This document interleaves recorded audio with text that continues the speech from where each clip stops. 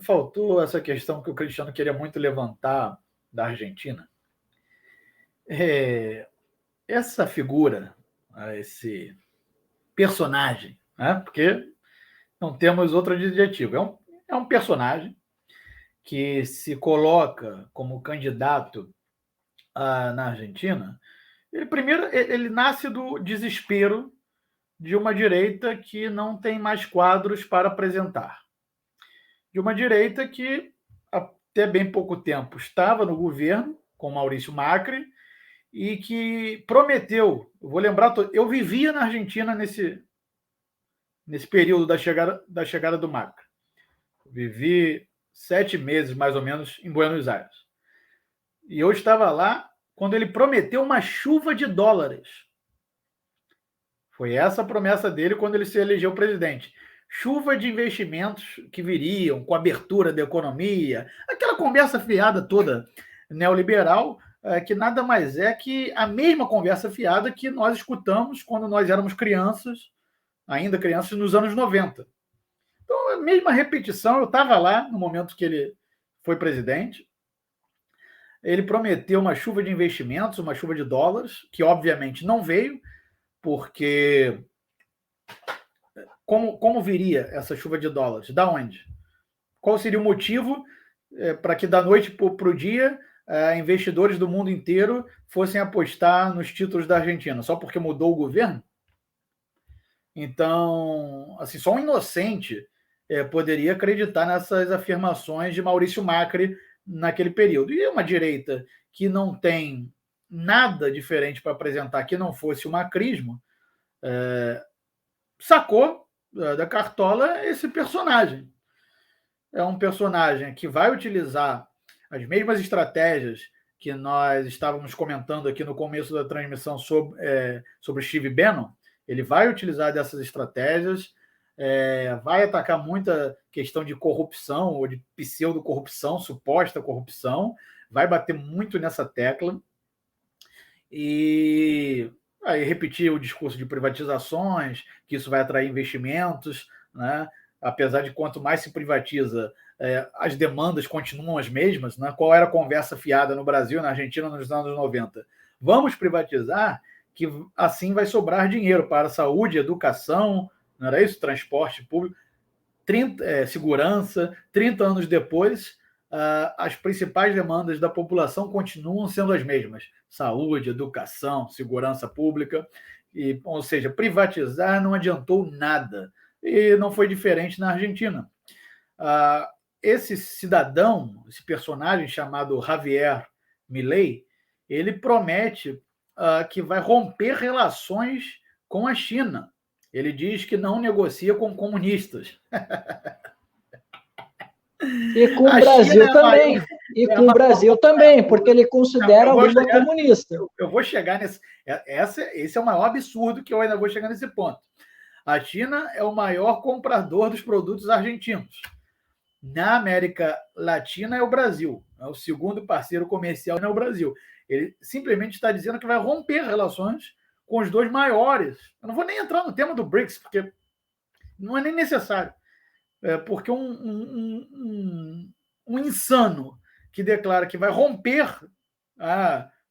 de la noite a la mañana, assim de la nada, as relações comerciais com os dois principais parceiros do seu país, ou ele realmente quer levar o país da noite para o dia a catástrofe total, ou ele é um responsável que não entende de nada e está falando tudo da boca para fora.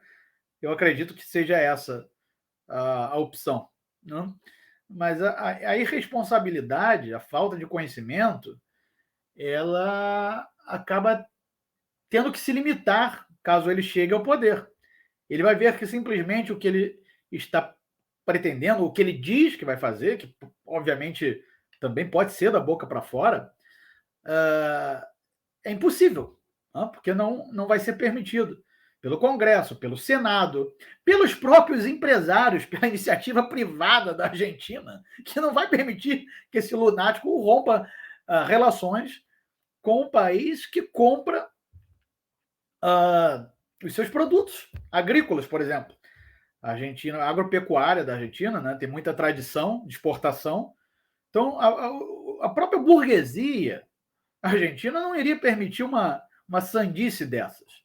Então, isso é mais questão de propaganda, novamente fomentando essa alucinação anticomunista, entendeu? Esse fantasma, esse espantalho, e fica com essa coisa.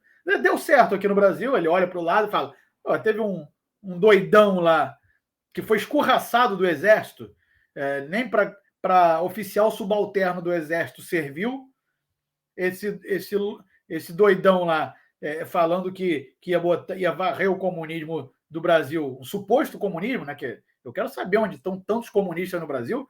Já era para ter tido uma revolução comunista, já que tem tantos comunistas aqui. Então, Javier Milei olha para o Brasil, país vizinho, e fala: num país do tamanho do Brasil, um cidadão que não serviu nem para o exército, que foi escorraçado do exército, se elegeu presidente falando que ia varrer para o comunista, por que não eu? Porque não eu vou fazer o mesmo.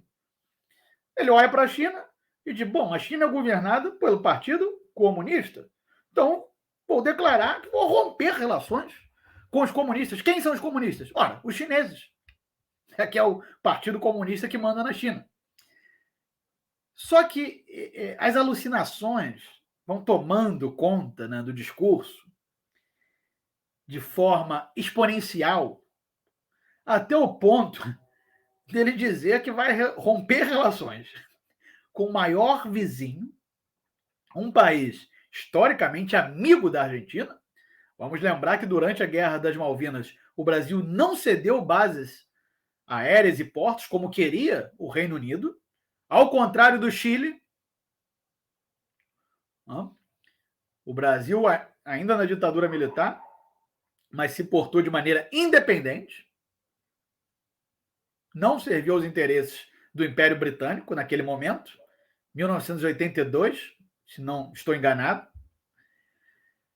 Ou seja, o Brasil com relações profundas com a Argentina, que compartilha grande fronteira, nosso querido estado do Cristiano, Rio Grande do Sul, os Pampas, né, são compartilhados ali. E ele diz que vai romper relações no ano que vem, porque não trata com comunistas e o Lula é comunista. Eu não vou nem entrar nesse mérito do que o Lula é ou não é. Eu vou falar do Brasil como um todo, rapidamente, para a gente tentar desmistificar esse discurso. Eu não encontro nem palavras, mas é um discurso realmente boçal. Eu não queria usar essa palavra, mas não tem outra. De combate ao comunismo, ou de que o Brasil vai se tornar comunista, etc. Um discurso boçal. O Brasil é um país, isso independente de Lula, com Lula, sem Lula, antes de Lula, depois de Lula, um país governado por banqueiros, onde é a banca que manda no país, ou seja, o grande capital financeiro, que suga recursos diariamente da população através da taxa de juros, das operações compromissadas, da captação dos recursos no depósito compulsório, que remunera a sobra de caixas dos bancos, e um país de latifundiários, ou seja, um país totalmente capitalista. Independente se o governo seja de esquerda ou de direita, é um país de um capitalismo periférico, inclusive, agroexportador, desindustrializado. Como é que um cidadão que se propõe a ser presidente de um país do tamanho da Argentina vem dizer que vai romper relações com um país vizinho, um país parceiro comercial, um país amigo da Argentina, porque o presidente do Brasil, na cabeça desse insano, desse lunático, o presidente do Brasil é comunista? Nós ficamos até sem palavras, estarrecidos ao ver esse discurso, porque realmente você não consegue combater um discurso desses dentro de limites. Nós temos que extrapolar, às vezes, como eu usei aqui a palavra que não queria usar, boçal, né? Nós temos que dizer claramente que é um insano, um lunático, porque não há como manter 100% de compostura diante de um discurso alucinado como esse. Isso é puro olavismo. Isso é Olavo de Carvalho na Argentina. Isso é Steve Bannon como campanha política.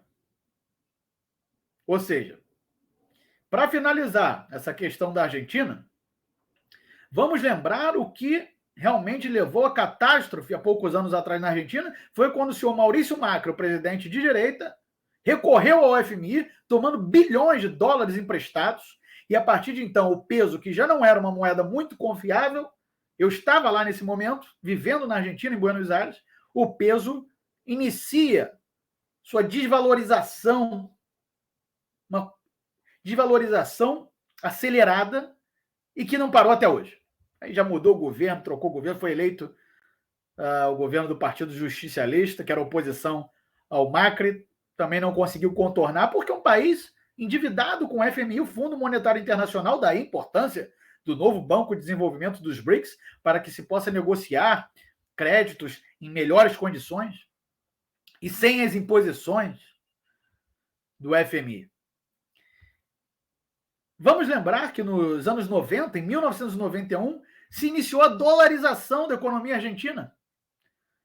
Ainda no governo de Menem, governo Menem na Argentina, com o ministro Cavallo.